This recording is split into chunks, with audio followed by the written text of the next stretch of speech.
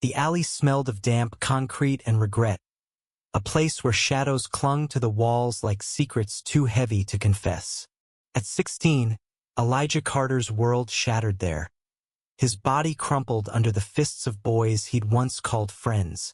Their laughter still echoed in his nightmares, each punch a reminder that love, for him, came with a price. San Francisco, 2013. Elijah was just a kid, lanky and quiet, with a smile that could light up the foggiest Mission District morning. He'd grown up in a modest apartment above a laundromat, where the hum of dryers was his lullaby and his mother's gospel records were his sanctuary. But that night, in the alley behind the corner store, sanctuary was nowhere to be found. He'd been outed. Someone had seen him holding hands with a boy from chemistry class, a fleeting moment of courage that cost him everything. The word faggot was a blade, sharper than the fists that followed. By the time they left him, bloodied and barely conscious, Elijah's trust in the world was as broken as his ribs. He didn't tell his mother. How could he? She was a nurse, working double shifts to keep them afloat, her faith a fragile thread holding her together. Instead, Elijah bandaged his wounds in secret, hid his bruises under hoodies, and learned to keep his head down. School became a battlefield, whispers trailing him like shrapnel. The city he loved, the one with rainbow flags and promises of freedom, felt like a lie. He was 16, gay, black, and alone, carrying a weight no kid should bear. 10 years later, in 2023, Elijah stood on the steps of City Hall, his hands trembling but his voice steady. At 28, he was no longer the scared boy from the alley.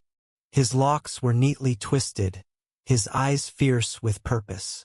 Beside him stood Mateo Alvarez, 27, a community organizer with a fire in his soul and a smile that could thaw the coldest hearts.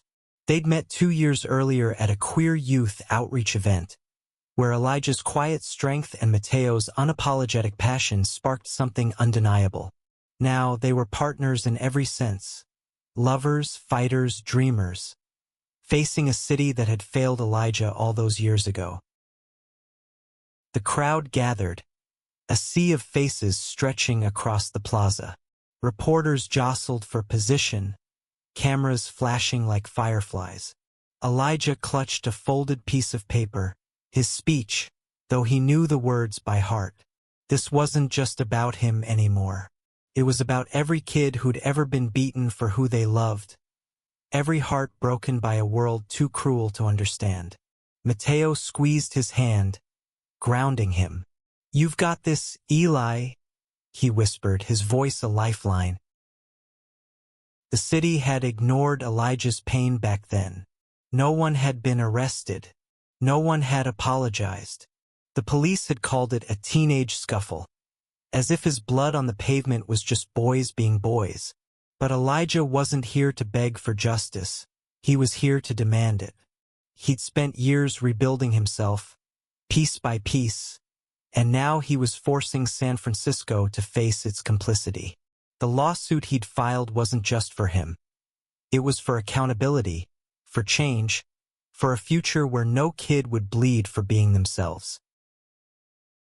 Elijah's journey to this moment hadn't been linear. After the attack, he'd spiraled. School felt like a prison, and home wasn't much better. His mother, Grace, loved him fiercely but didn't know how to reach him. She saw the light fade from her son's eyes but didn't know why. Elijah couldn't bring himself to tell her he was gay. Not when her church preached that it was a sin, not when she was all he had. So he buried it along with the pain and threw himself into his studies. Books became his escape, stories of resilience his armor. He graduated high school by sheer will, earning a scholarship to a small college in Oregon. College was where Elijah began to breathe again. Away from the mission's ghosts, he found a queer student group that felt like a lifeline. They were misfits like him, black, white, trans, non-binary, all fighting to be seen. For the first time, Elijah spoke about the alley, his voice shaking but unbroken. The group listened, not with pity but with understanding. It was there he realized his pain wasn't just personal, it was political. The world wasn't built for kids like him, but he could help change it. Still, the scars lingered. Dating was a minefield. Trust didn't come easily. Every touch felt like a test, every relationship a risk. By 25, Elijah was back in San Francisco, working as a youth counselor, determined to give kids the support he'd never had. He was good at it. Patient, empathetic, a beacon for those lost in the dark. But he was still running from his past, still haunted by the alley. Then came Mateo. It was a rainy afternoon at a community center in the Castro, where Elijah was leading a workshop for queer teens. Mateo burst in late, his hair dripping, his energy electric.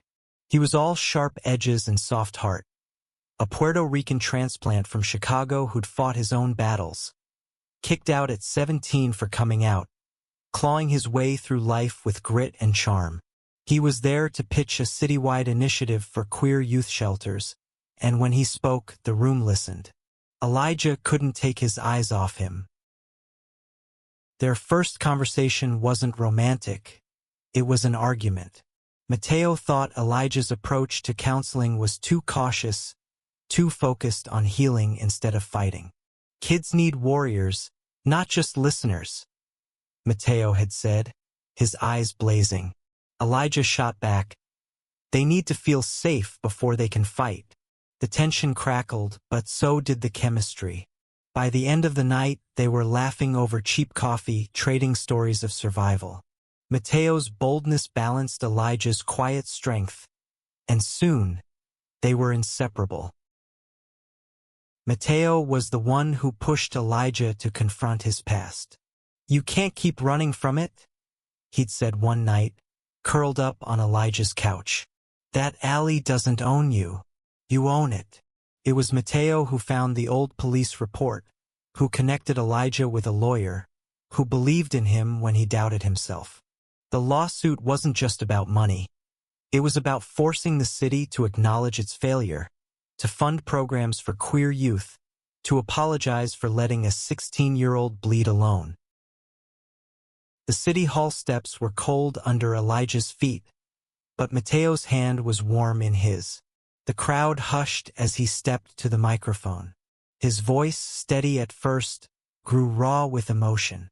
10 years ago, this city let me down, he began.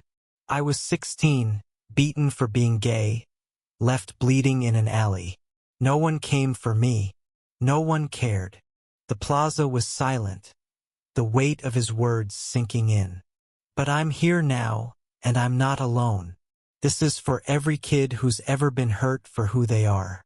We're not invisible anymore. The cameras caught every moment.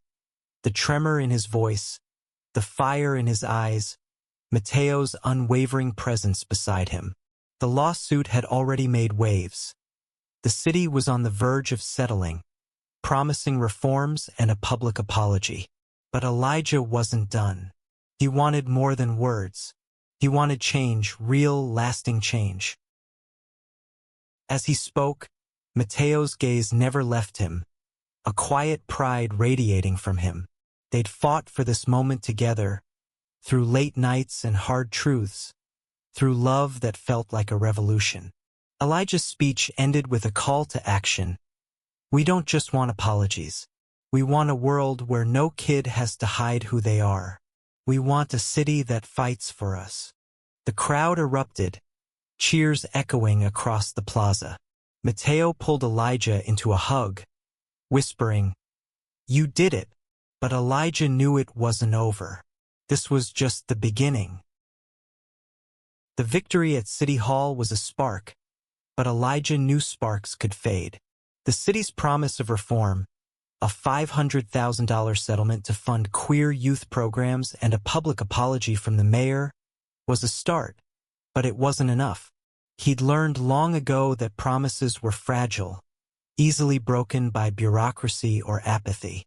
Back in their small apartment in the Mission, Elijah and Mateo pored over the settlement details, their coffee growing cold.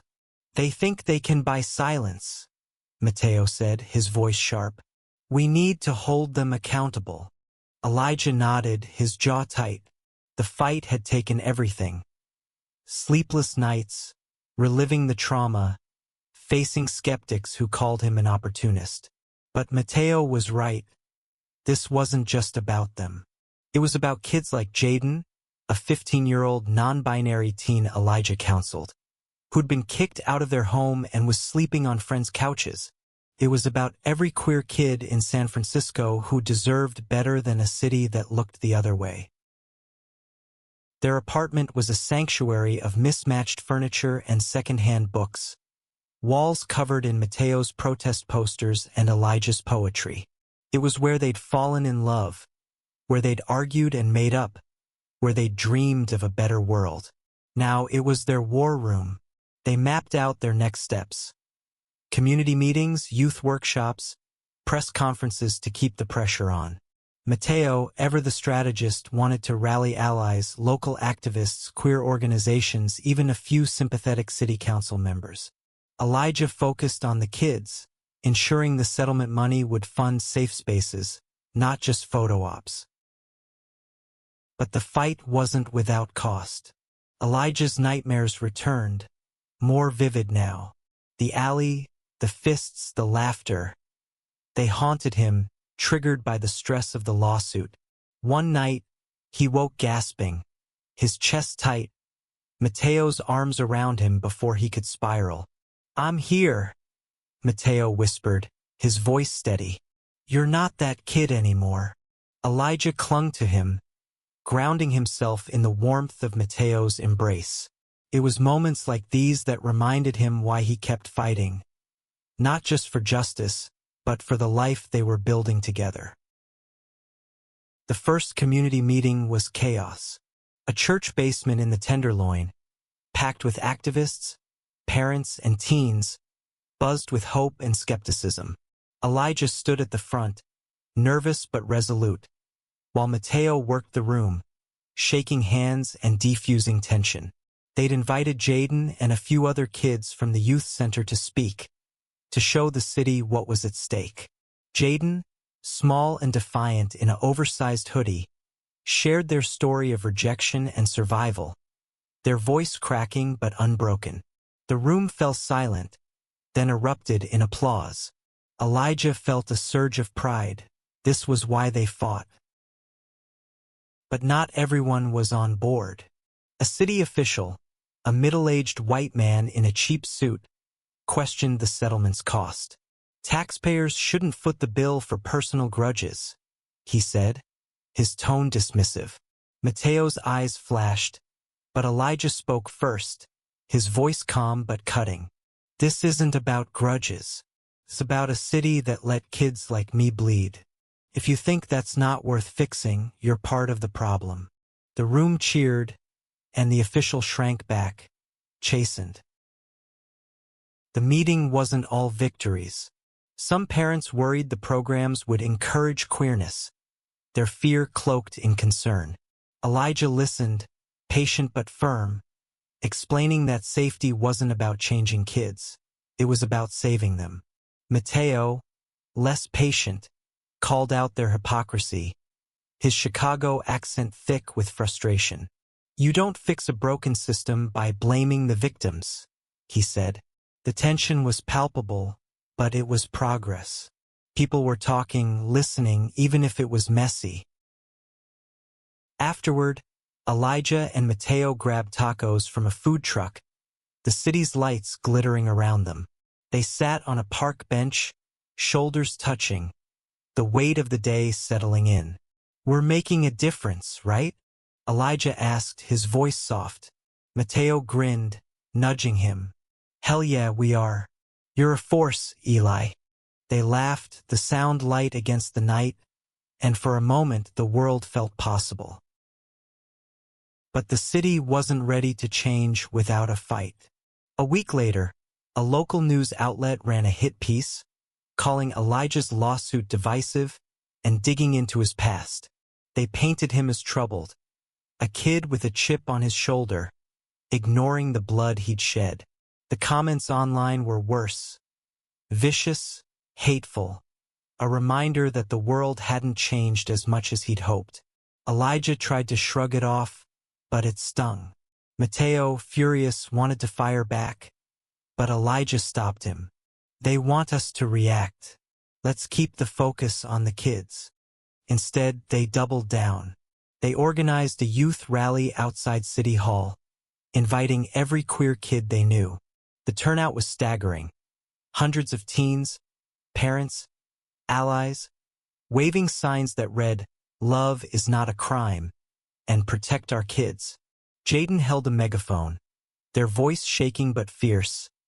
"I'm here because I deserve to be safe."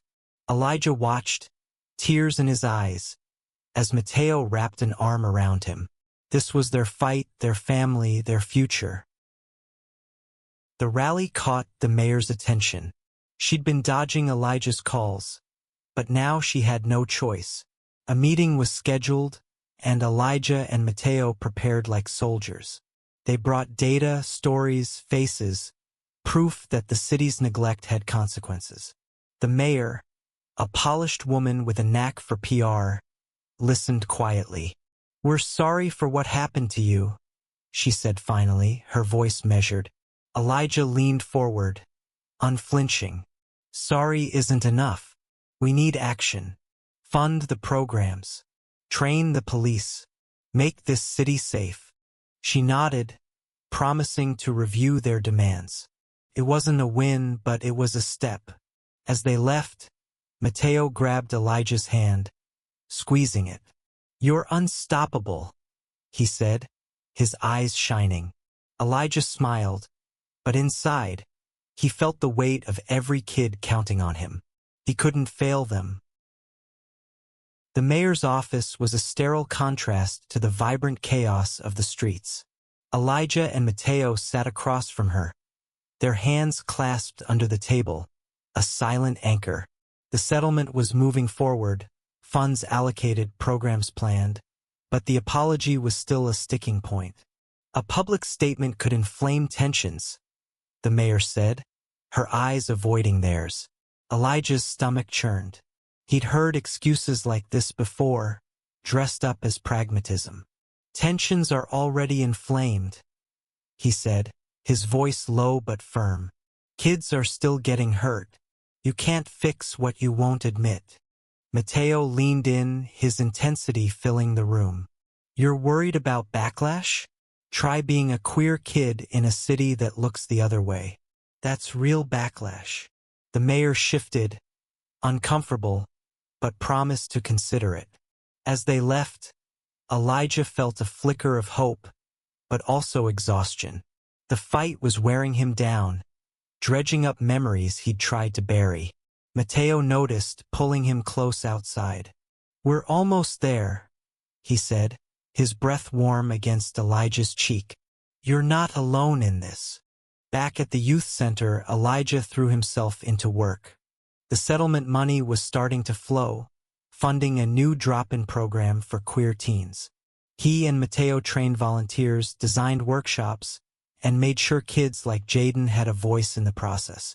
Jaden was thriving, their confidence growing with every meeting. "You're like my big brother," they told Elijah one day, their eyes bright. Elijah's heart swelled, but the weight of responsibility pressed harder. He couldn't let them down. The past wasn't done with him, though. One evening, while Elijah was locking up the center, a man approached him. Older, grizzled, with a face that stirred a vague memory. "You're that kid from the news," the man said, his voice rough, stirring up trouble. Elijah's pulse quickened, the alley flashing in his mind. He braced himself, but the man just shook his head. "I was a cop back then. Worked your case. We messed up." The admission hit like a punch. Elijah wanted to scream, to demand why no one had cared, but the man was already walking away, a ghost from a broken system. That night, Elijah broke down. He and Mateo were in bed, the city's hum a faint backdrop. "Why does it still hurt so much?" Elijah whispered, tears streaming. Mateo held him, his touch steady. "Because it was real, and because you're human." They stayed like that, tangled together, until Elijah's breathing steadied. Mateo's love was a tether, keeping him from drowning in the past. The next day, they got a call from the mayor's office. The apology was approved, a public event televised with Elijah and Mateo at the center. It wasn't everything, but it was something. They planned meticulously, inviting the community, the kids, the allies who'd stood by them. The event would be a reckoning, a chance to show the world what they'd fought for. The day of the apology was electric. Civic Center Plaza was packed, rainbow flags waving under a clear sky. Elijah stood on the stage, Mateo beside him, their hands linked. Jaden and other teens from the center stood behind them, their presence a reminder of why this mattered. The mayor took the podium, her voice steady but somber. 10 years ago, we failed Elijah Carter, she said. We failed to protect a child who deserved safety. For that, we are deeply sorry. The crowd roared, a mix of triumph and pain. Elijah stepped forward, his heart pounding. "This apology isn't just for me," he said, his voice carrying over the plaza. "It's for every kid who's been hurt, who's been told they don't belong. We're here to say you do belong, and we'll keep fighting until you're safe." Tears streaked his face, but he didn't wipe them away.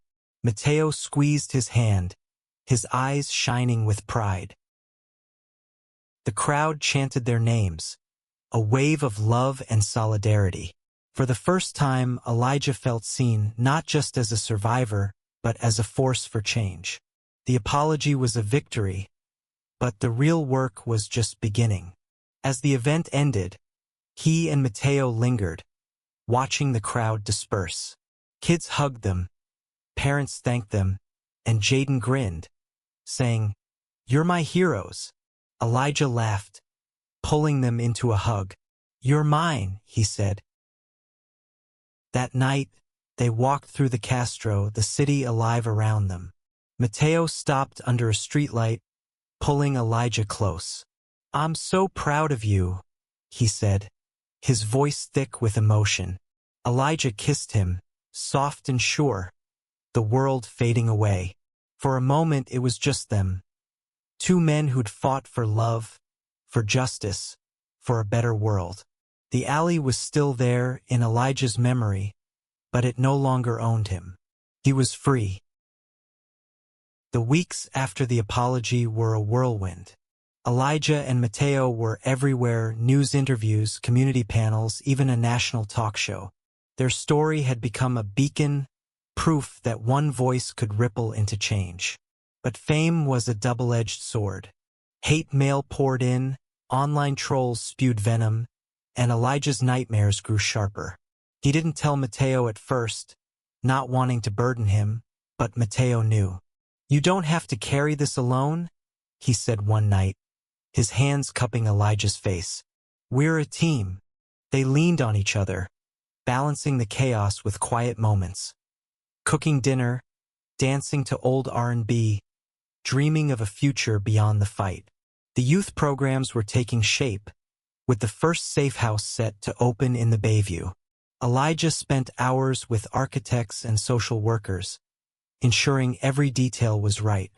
Mateo focused on outreach, rallying volunteers and donors, his charisma lighting up every room. Together, they were unstoppable, but the pressure was relentless. One afternoon, Elijah got a call from his mother. Grace's voice was hesitant, a tone he hadn't heard in years. "I saw you on TV," she said. I didn't know." Elijah's heart sank. He'd come out to her in college, a painful conversation that ended in silence. She'd never rejected him, but she'd never fully accepted him either. Now she wanted to meet. "Bring Mateo," she added, surprising him. Elijah agreed, his stomach knotted with hope and fear. The meeting was at Grace's apartment, the same one Elijah had grown up in. The smell of her cooking, collards and cornbread, hit him like a memory. Grace hugged him tightly, her eyes wet. "I should have known what you were going through," she said, her voice breaking. "I'm so sorry, baby." Elijah froze, the weight of her words sinking in. He'd spent years protecting her from his pain, but now it was out, raw and real. Mateo, ever the charmer, broke the tension with a smile. "Miss Carter, your son's changing the world," he said, handing her a bouquet of sunflowers. Grace laughed, a sound Elijah hadn't heard in too long. Over dinner they really talked, for the first time in years. Grace admitted her faith had made it hard to accept Elijah's truth. But seeing him on TV, seeing the love between him and Mateo, had shifted something. "I want to understand," she said. "I want to be better." Elijah cried, then laughed, then cried again. It wasn't perfect, but it was a start.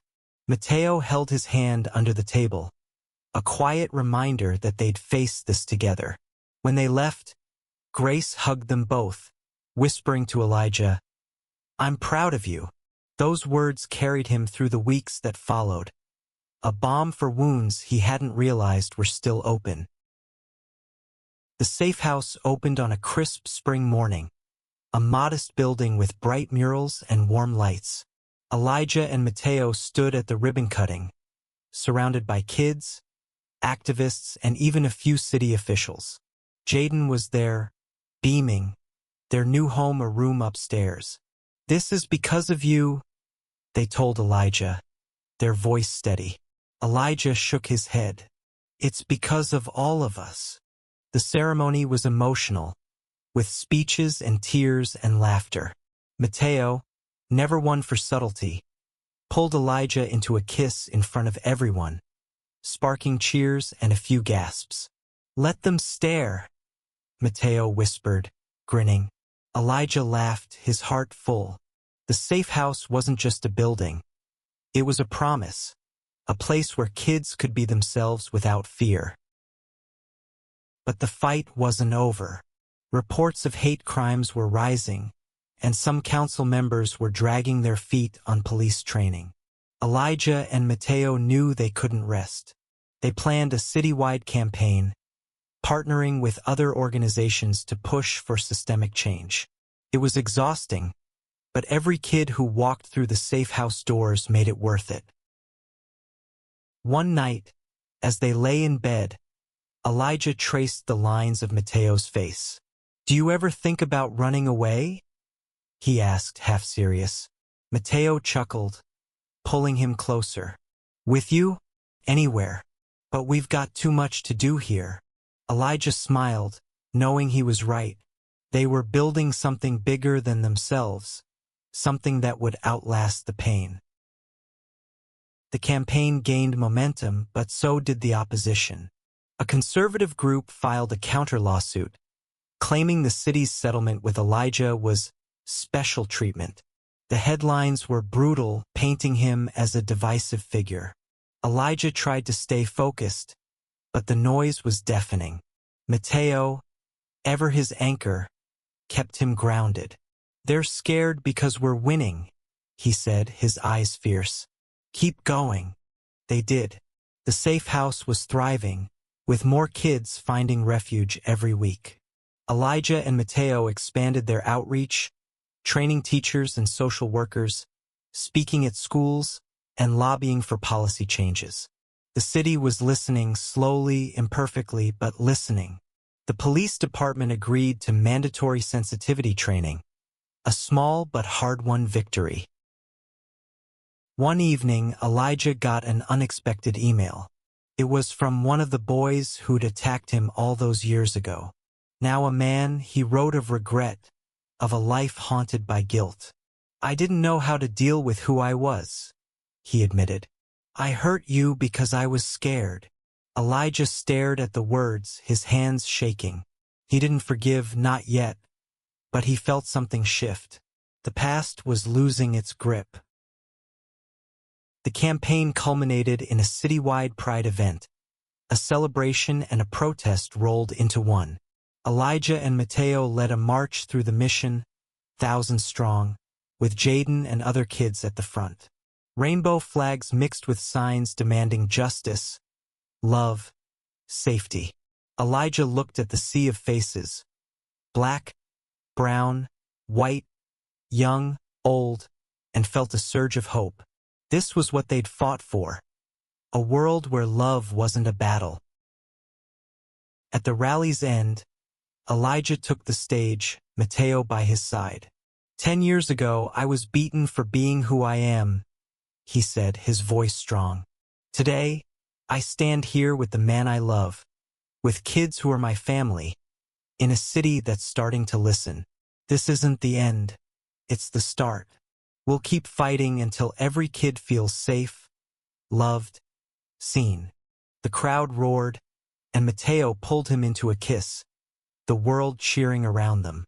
Jaden ran up, hugging them both, their laughter a melody of triumph. Grace was there too, in the crowd, clapping with tears in her eyes. Elijah met her gaze, and for the first time he felt whole. Years later, the safe house was a model for others across the country.